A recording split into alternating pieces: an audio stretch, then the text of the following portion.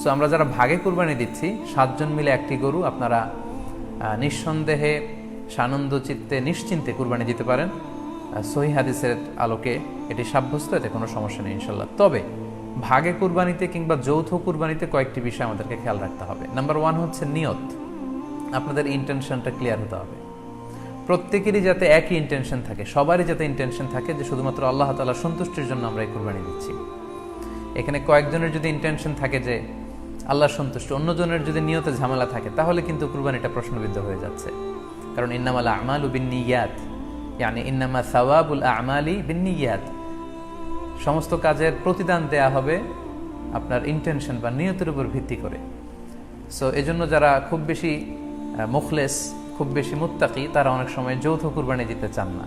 তাদের সামর্থ্য না থাকলে ছোট একটা ছাগল দিয়ে তারা একাকি কুরবানি দিতে চান। এটা safe, he want to be in the safer side.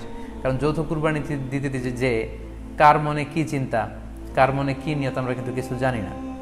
So যদি যৌথ কুরবানি দেন, কুরবানির আগে সবাইকে এটা কনসার্ন করে দেওয়া, রিমাইন্ডার দেওয়া যে ভাই আমাদের কুরবানিটা হবে শুধুমাত্র কেবলমাত্র আল্লাহ তাআলা সন্তুষ্টির জন্য, অন্য কোনো নিয়তের জন্য না থাকে, তাহলে কিন্তু আমাদের কুরবানি বরবাদ হয়ে যাবে। এটা হচ্ছে প্রথম কনসার্ন। 2 নম্বর কনসার্ন হচ্ছে হালাল উপার্জন দিয়ে কুরবানি হতে হবে। যৌথ কুরবানিতে কেউ কেউ যদি এমন থাকে যাদের উপার্জন হালাল না, সেই কুরবানি কিন্তু আল্লাহ তাআলার দরবারে কবুল হবে না। সো এটা খুব গুরুত্বপূর্ণ একটা বিষয়। আরেকটা হচ্ছে লৌকিকতা। লৌকিকতা যদি থাকে তাহলেও কুরবানি কবুল হবে না। যৌথ কুরবানিতে কারো যদি এটা থাকে যে আমার গরুটা সবচেয়ে বড়, আমাদের গরুটা এলাকার সবচেয়ে বড় গরু, এবং সবাইকে বলে বেড়াচ্ছে যে এইবারের গরুটা সবচেয়ে বড় হয়েছে, আমার চেয়ে বড় গরু কেউ দিতে পারে না এই এলাকায়, তো এই জাতীয় যদি লৌকিকতা প্রবণতা কারোর মধ্যে থাকে, তাহলেও কিন্তু তার কুরবানি কবুল হবে না। সো যৌথ কুরবানি যদি আপনারা দিতে চান, এই বিষয়গুলো আমাদেরকে খেয়াল রাখতে হবে।